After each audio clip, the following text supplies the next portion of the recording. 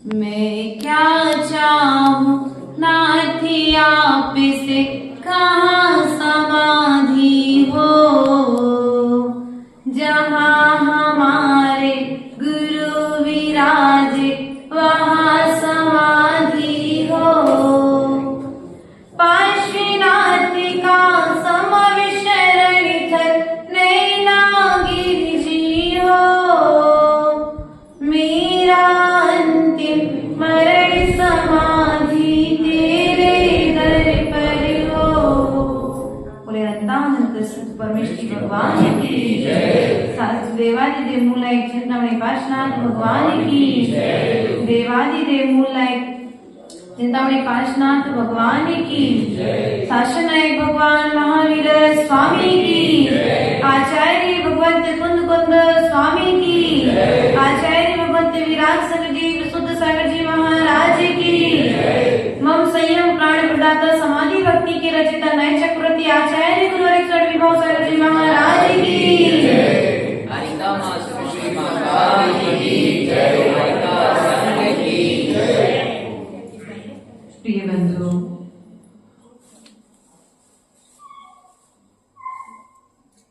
जीवन में प्रत्येक जीव शांति चाहता है,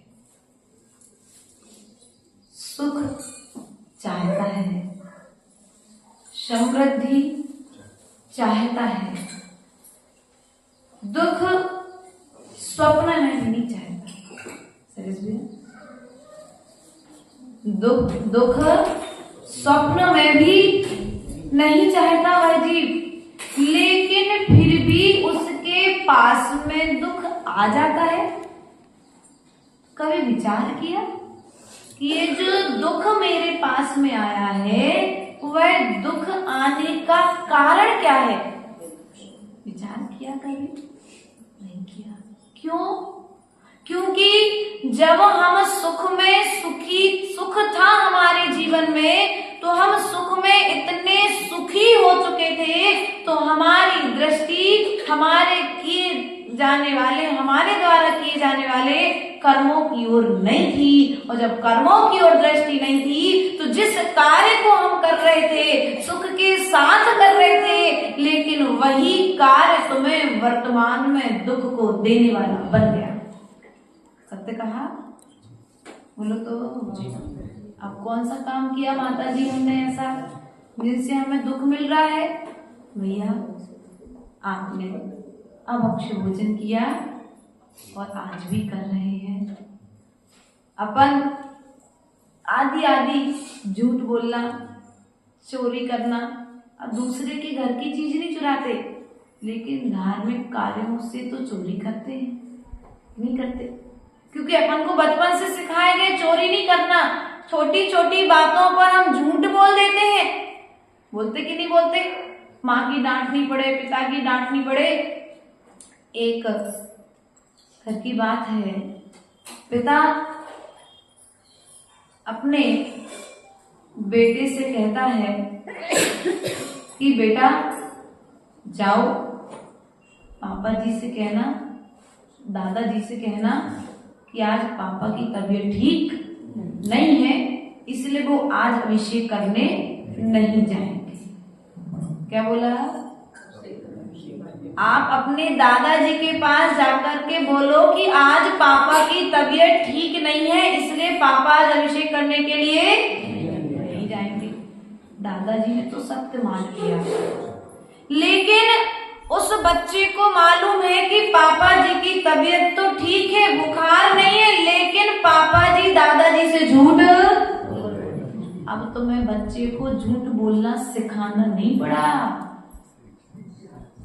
आपके कार्य ने उसे झूठ बोलना बोलो तो। अब कल जब तुम अपने बच्चे से कहोगे तो वो भी धार्मिक कार्यों से,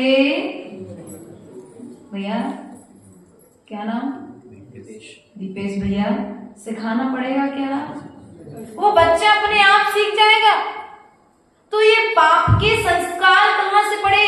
कोई किताबों में लिखी नहीं आती पाप सीखने की कला। हम स्वयं दिन रात जो कर रहे हैं वही कार्य देख करके हमारी अगली पीढ़ी सीख जाती है। हम बूंद भर करते हैं, वो नदी भर करने लगते हैं, और जब नदी भर करते हैं तो एक दिन वही पाप समुद्र का रूप लेकर के दुख रूप में हमारे जीवन में आ जाता है। इसलिए प्रयास और पुरुषार्थ करना है, हमें दुख से बचने का उपाय खोजना है, क्योंकि दुख कहीं बाहर में नहीं है, दुख हमारे भीतर में है, और सुख कहीं बाहर में नहीं है, सुख हमारे भीतर में है। जब तक हम खोजेंगे नहीं, जब तक हमें वह मिलने वाला दुख का उपाय और सुख का उपाय नहीं। अब दुख चाहिए तो पाप करो, और सुख चाहिए तो पाप का त्याग करो। निर्णय हमारे बीच हाथ में है, क्योंकि जब आप दुकान पर कोई सामग्री बेचते हैं तो सामने वाला ग्राहक आता है, तो क्या कहते, भैया हमारे यहाँ तो इतने ही रेट में चीज मिलती है, आपने कॉलोनी जब बनाए थे, जमीनें बेची थी, भैया हमारे यहाँ तो यही रेट है, लेना हो तो ले लो, हम इसमें कोई कम नहीं करेंगे। उसी प्रकार से यहाँ पर पापों की व्यवस्था भी निश्चित है। जो जिस प्रकार से जिस रूप में पाप करेगा, जिस रूप में कसाय करेगा, उसे उस रूप में आज नहीं तो कल अपने किए हुए कर्म का फल भोगना पड़ेगा। यदि पुण्य करोगे तो जो पाप बांधा है वह पुण्य के फल से कट जाएगा, कम हो जाएगा। बहुत सारी चीजें अपन कहते ना, भैया आज हमारा कोई पाप कर्म को उदय आया था, देखो कल भैया जी बता रहे थे ना, बोले हम लोग भोपाल से चले और रास्ते में इतना बड़ा एक्सीडेंट हुआ, गाड़ी की हालत देखी तो सच में ऐसा लग रहा था कि शायद कोई दूसरा हो तो थोड़ा और आगे बढ़ती तो कोई धक्का लगता, गाड़ी आगे कोई खाई में भी जा सकती थी। लेकिन पुण्य को दे पार्श प्रभु की कृपा देखो कितनी उनके पर बनी रही, कुछ नहीं हुआ। तो उनका पुण्य का उदय तीव्र था, पुण्य के स्थान से वे पुण्य के स्थान पर आ रहे थे, इसलिए वह पाप उदय में आया, लेकिन आते हुए छोटे रूप में कट करके। इसलिए कभी भी पुण्य करने से मना मत करना। क्या पुण्य करने से? हम सब कार्य करने के लिए, कोई शादी में जाने के लिए चले जाते, पार्टी में जाने के लिए चले जाते, घूमने के लिए चले जाते हैं, लेकिन मंदिर में आने के लिए मंदिर आने के लिए मना कर देते, थोड़ी देर बाद चलेंगे, अभी क्या जाना, भगवान थोड़ी ना जा रहे हैं। लेकिन वो जो पिक्चर है ना वो बंद हो जाएगी, उसका 3 घंटे का शो है, उसका टाइम, मंदिर का टाइम फिक्स। अब जब तुम यहाँ पर टाइम से नहीं चलोगे तो फिर वहां पर टाइम से कैसे पहुंचोगे? प्रयास और पुरुषार्थ करिए, क्योंकि हमारे जीवन के निर्माता हम स्वयं हैं। क्या? एक बार बोल दो, हमारे जीवन के निर्माता हम स्वयं हैं। इस बात का विश्वास रखना, जो सुख आ रहा है वो भी हमारी देन है, और जो दुख आ रहा है वो भी हमारी ही देन है। अच्छा है तो हमारा पुण्य, और बुरा है तो हमारा पुण्य। लेकिन हम इसमें कहते क्या है? पर को, और जब पर को दोष देना प्रारंभ करते हैं, तो जो हम पर को दोष देना प्रारंभ कर रहे हैं, ध्यान रखना, पर को दोष देने वाला पर्यायों में भटकता रहता है, अर्थात पक्षी बनता है, परमात्मा नहीं बन पाता है। इसलिए दुख आ जाए तो दुखी मत होना, और सुख आ जाए तो ज्यादा, आचार्य गुरुदेव कहते हैं दीदी मन तो क्षमा जितो, अर्थात दुख के समय में धैर्य धारण करो। क्या धारण करना है? दुख के समय में धैर्य धारण करो, और सुख के समय में शांति। सुख के समय में अपने सुख का डिंडोरा मत पीटो, और दुख का भी डिंडोरा मत पीटो, क्योंकि तुम्हारी नकारात्मक सोच का प्रभाव तुम पर पड़ रहा है। आज चांदनी दीदी हमारे पास में है, अक्षरा दीदी हमारे पास में है, ममता दीदी है, मंजू दीदी है, जी दीदी लोग हमारे पास में हैं। हम इनको जैसा देखना चाहेंगे हमें वैसे दिखेंगे। अच्छा देखना चाहेंगे तो अच्छे दिखेंगे, बुरा देखना चाहेंगे तो बुरे दिखेंगे। कुछ इनकी आदतें होंगी, कुछ उसके कारण बुरी दिखेंगी, कुछ हमारी मेंटलिटी होगी इसलिए हमको बुरी दिखेंगी। इसलिए प्रयास और पुरुषार्थ करो, सामने वाला यदि बुरा भी है तो उसको अपनी दृष्टि से उसे अच्छा बना करके देखने का पुरुषार्थ करो। क्योंकि यदि आप बार बार कहेंगे मेरा बच्चा पढ़ता नहीं है, मेरे बच्चे को याद नहीं होता है, तो जो तुम कह रहे हैं ना नकारात्मक शब्द, उस नकारात्मक शब्द का प्रभाव तुम्हारे बच्चे पर पड़ रहा है। तो जो बौद्धिक विकास होने वाला था बच्चे का वो रुक गया। क्योंकि सबसे ज्यादा निकट यदि बच्चे के पास में कोई रहता है तो उसके माता पिता दादा और दादी, है ना, चार ही लोग ज्यादा रहते हैं ना। और ज्वाइंट फैमिली है तो चाचा चाची आ जाएंगे, बुआ फूफा जी आ जाएंगे, है ना। बाकी अपन को ध्यान रखना है, कभी नकारात्मक नहीं बोलना है। यदि आश्वस्त भी है, अज्ञानी भी है, तो फिर भी कोई बात नहीं, आ जाएगा समय रहते ज्ञान, स्वस्थ हो जाएगा। लेकिन हम ही कहें अस्वस्थ है, ये तो अस्वस्थ है, तो क्या हो रहा है। आचार्य गुरुदेव सदा एक बात सिखाया करते थे भैया, कि यदि आचार्य गुरुदेव का कभी स्वास्थ्य खराब हो गया और हम लोगों ने मान के चलो कह दिया किसी से आज गुरुदेव का स्वास्थ्य ठीक नहीं है, क्लास नहीं लगेगी, तो आचार्य गुरुदेव डांटते थे। ऐसा क्यों आचार्य जी? आचार्य जी बोले तुमको तो एक को पता था कि मेरी आज तबीयत खराब है, लेकिन तुमने 100 में बात कर दी। अब वो 100 की मेंटलिटी, नकारात्मक ऊर्जा हम तक, तो जितने बीमार थे उससे और ज्यादा बीमार ऐसा अपन को पॉजिटिव सोचना नहीं, बीमार भी है तो हम जाप करेंगे स्वस्थ हो जाएंगे। क्या हो जाएंगे? स्वस्थ हो जाएंगे, स्वस्थ हो जाएंगे, स्वस्थ है। क्योंकि आत्मा तो कभी अस्वस्थ होती है क्या? आत्मा कभी अस्वस्थ नहीं होती। और शरीर एक ऐसा है कि यह पुद्गल का पिंड कभी स्वस्थ हो नहीं सकता। आप कितना भी पुरुषार्थ कर लो, खूब डॉक्टर को दिखा लो, भगवती आराधना ग्रंथ राज जब पढ़ते हैं तो उस भगवती आराधना ग्रंथ राज में आचार्य भगवंत शिवकोटि स्वामी कहते हैं कि एक पोर में 96 रोग। कितने? बोलो तो एक पोर। शरीर कितना बड़ा है।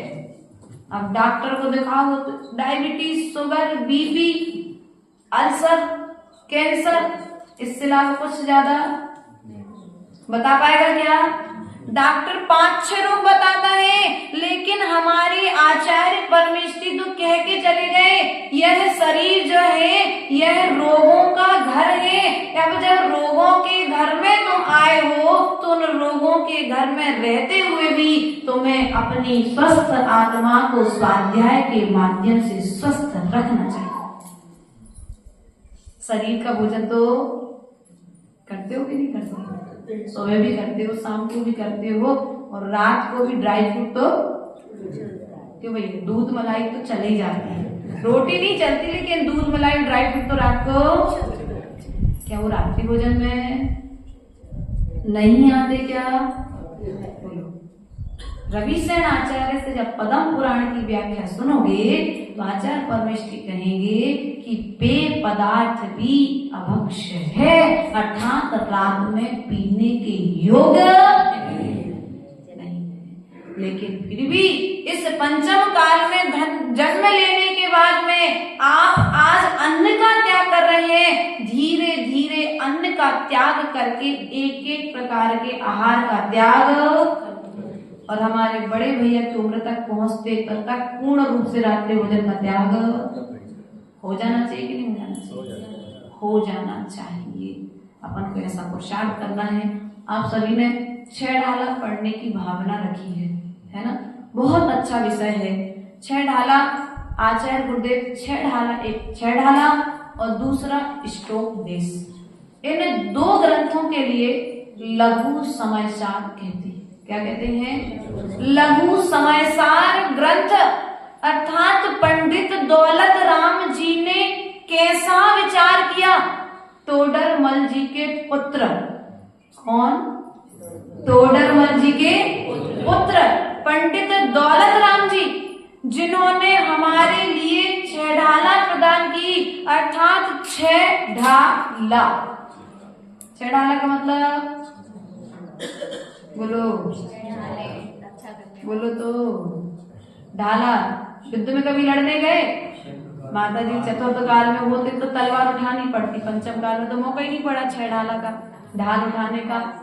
अर्थात जो हमारे लिए ढाल, जब योद्धा युद्ध में लड़ने के लिए जाता है तो ढाल और अपनी तलवार साथ में लेकर के जाता है। तलवार को, ढाल को एक हाथ में लेता और एक हाथ में तलवार लेता है, और जब सामने से वाला वार करता है तो ढाल को आगे लगा देता है और अपनी रक्षा, अर्थात जो दुखों से हमारी रक्षा करे, अर्थात जो हमारे लिए पापों से रक्षा करे, ऐसे ग्रंथ का नाम है छह ढाला। हमें चतुर्गति के दुखों से बचाए। बहुत अच्छा विषय आपने रखा, क्योंकि अपन ने चतुर्गति के दुखों से बचने के लिए तो चातुर्मास कराया है। किसके लिए कराया चातुर्मास?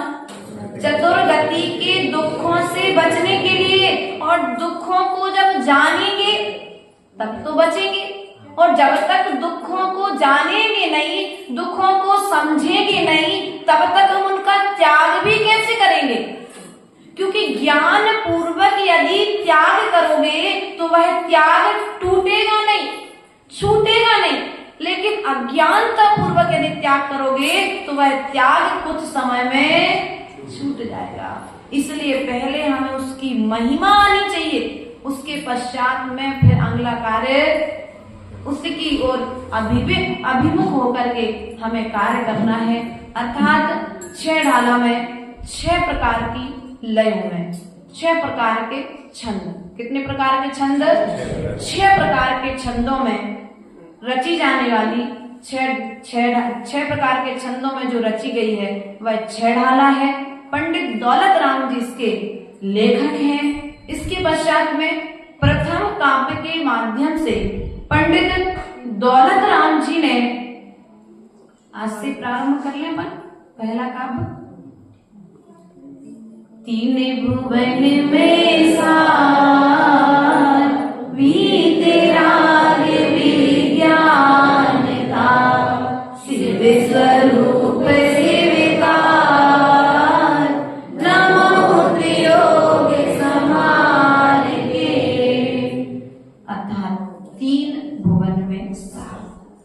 तीन भुवन कौन कौन से हैं? ऊर्ध्वलोक, मध्यलोक और अधोलोक। कौन सा लोक है? अधोलोक। अपने साहित्यिक भाषा में ऊर्ध्वलोक, मध्यलोक और अधोलोक। अपन कौन से लोक में रहते हैं? कौन से लोक में हो? ठीक है। उस तीन भुवन में सार, तीनों लोकों में सार। जैसे तिल का सार तेल, दूध का सार घी, उसी प्रकार से आचार्य भगवान कहते हैं आत्मा का, अपने धर्म का सार क्या है? आत्मा। अर्थात हमें धर्म का सार प्राप्त करना है, आत्मा की सिद्धि प्राप्त करना है। तीन भुवन में सार बीत राग विज्ञान। क्या कहा है यहाँ पर? बीत राग विज्ञान का। बीत राग विज्ञान अर्थात राग और द्वेष से हम किससे सहत हैं? बस दो ही हमारे संसार के कारण। भैया हमारे संसार के कारण कितने हैं? कौन कौन से? राग और द्वेष। इनके पिताजी का नाम पता आपको? अरे आपके नहीं, राग और द्वेष के पिताजी का नाम है मोह। और जैसे ही मोह हटेगा तो वीतरागता प्रकट हो जाएगी, और जब वीतरागता प्रकट हो जाएगी तो क्या होगा? तीन भुवन में जो सार है वह कैवल्य ज्ञान स्वरूप सिद्ध पद प्राप्त हो जाएगा। इसलिए प्रिय बंधुओं, तीन भुवन में सार बीत राग विज्ञानता, शिव स्वरूप शिव अर्थात आत्मा, शिव अर्थात सिद्धालय अर्थात मोक्ष अवस्था, सिद्ध अवस्था, और शिव अर्थात आनंद। शिव के यहाँ पर तीन अर्थ है, ऐसा समझना चाहिए प्रिय बंधुओं। शिव स्वरूप शिवकार आत्मा का सार जो है वह शिव स्वरूप है, अर्थात मोक्ष आत्मा का सार है। नमः त्रियोग समार के ऐसे सारभूत तत्व सिद्धि को प्राप्त करने वाले सिद्ध आत्मा के लिए मैं नमः त्रियोग समार के मन वचन और काय तीनों योगों को संभाल करके नमस्कार करता। अपन मंदिर में आते हो ना रोज, भगवान को कैसे नमस्कार करते हो?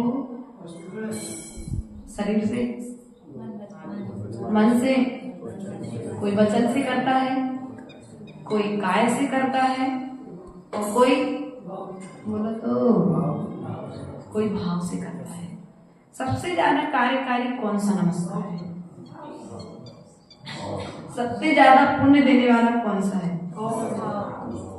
जो आपने मन से नमस्कार किया है वही नमस्कार आपके लिए सिद्धि को देने वाला है, शिव स्वरूप को प्रदान करने वाला है। और यदि आपने औपचारिकता में कार्य किया है, फिर भी औपचारिकता में किया है, तो कर्म का क्षय तो होगा, क्योंकि ये स्थान कर्म क्षय का साधन है।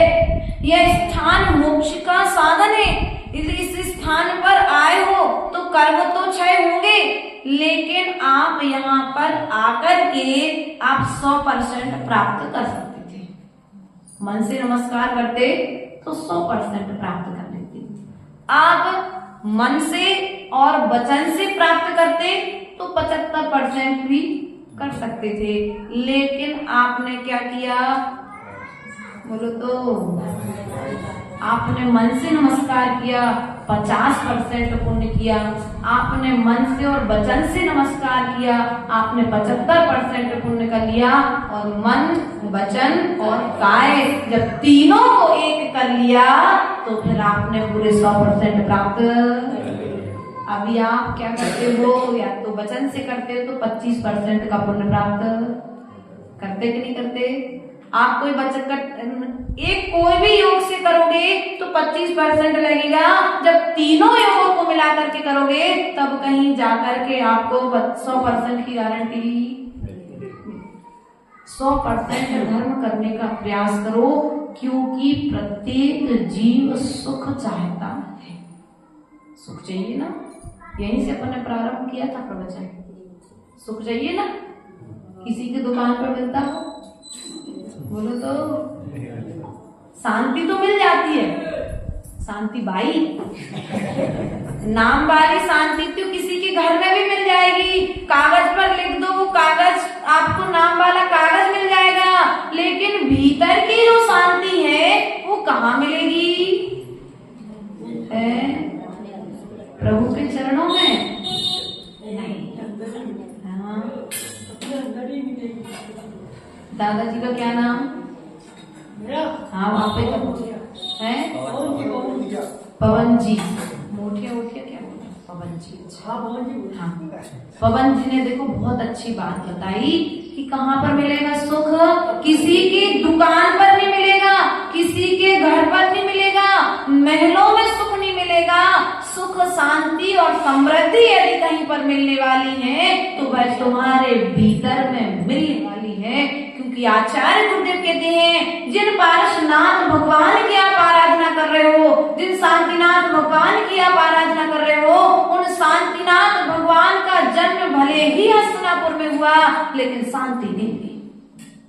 नाम भले ही उनका शांतिनाथ शांति कुमार था, लेकिन उनको शांति, नाम से शांति मिलेगी क्या? बोलो तो थोड़ा जोर से बोल दिया कर। कल शाम का भोजन नहीं रखा था, इसलिए सब लोग धीरे बोल रहे हैं।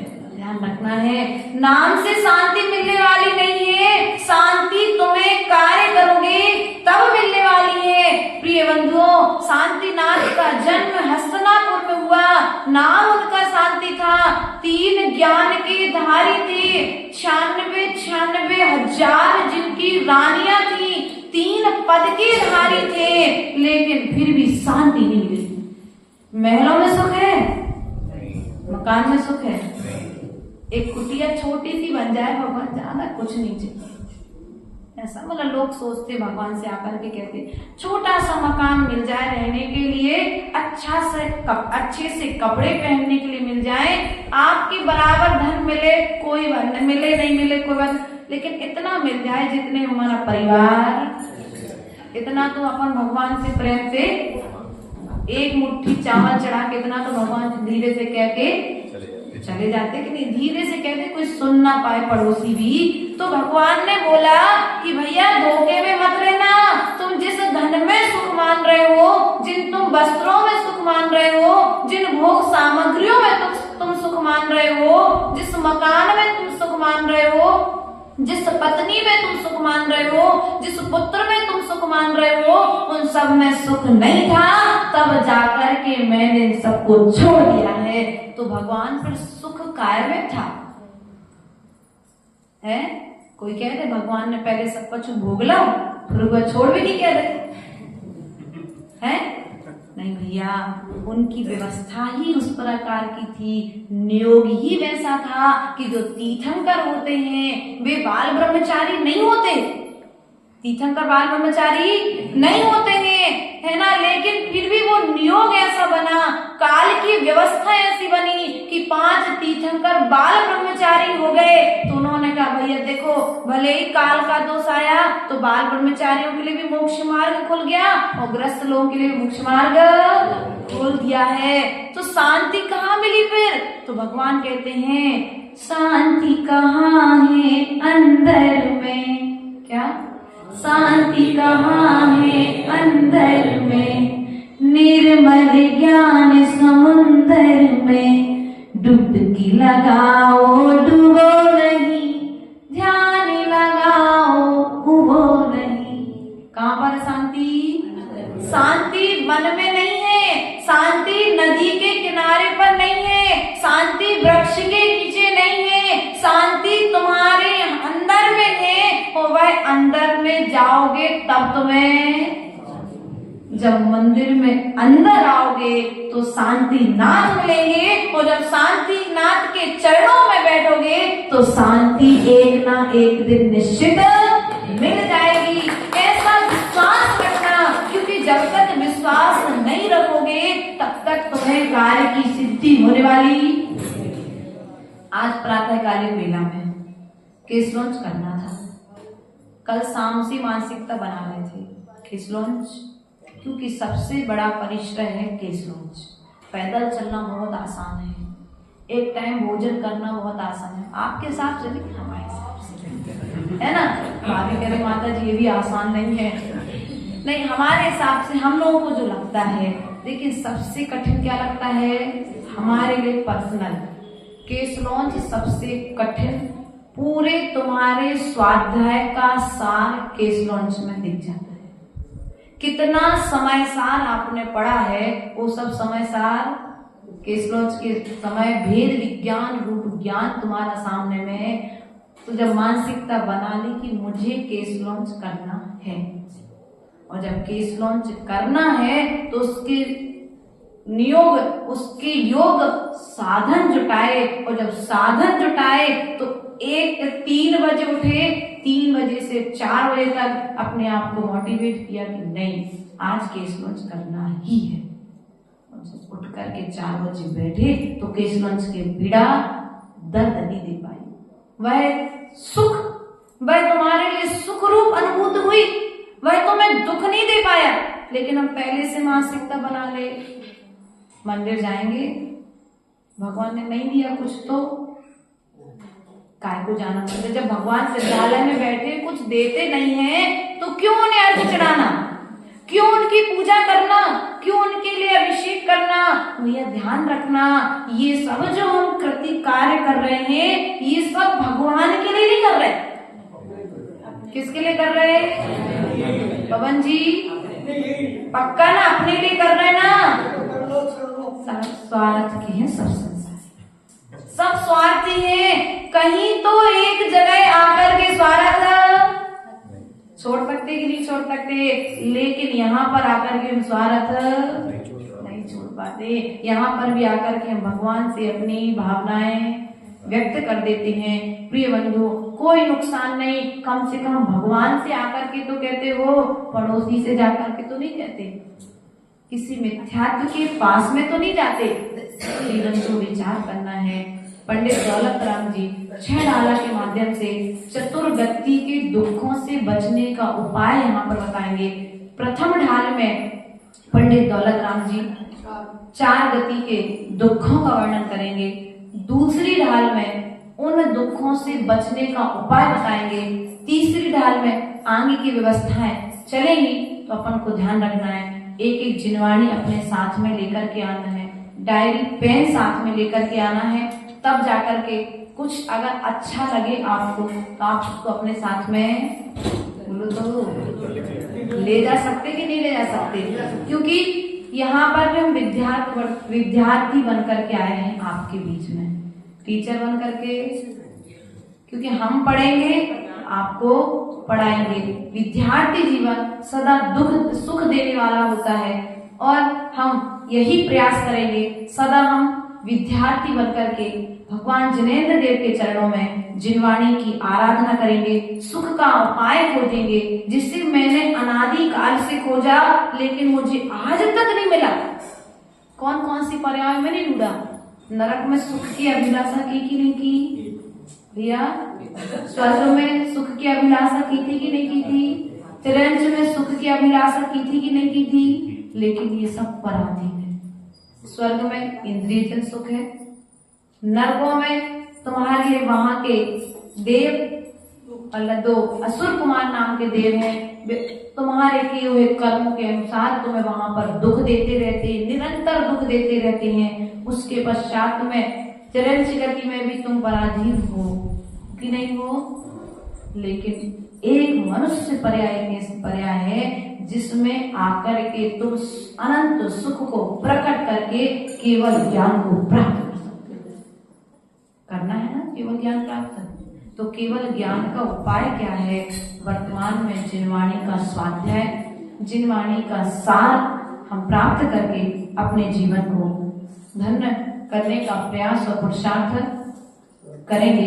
इन्हीं भावनाओं के साथ में बोले परम पूज्य आचार्य भगवती स्वामी विभव सागर जी महाराज की जय।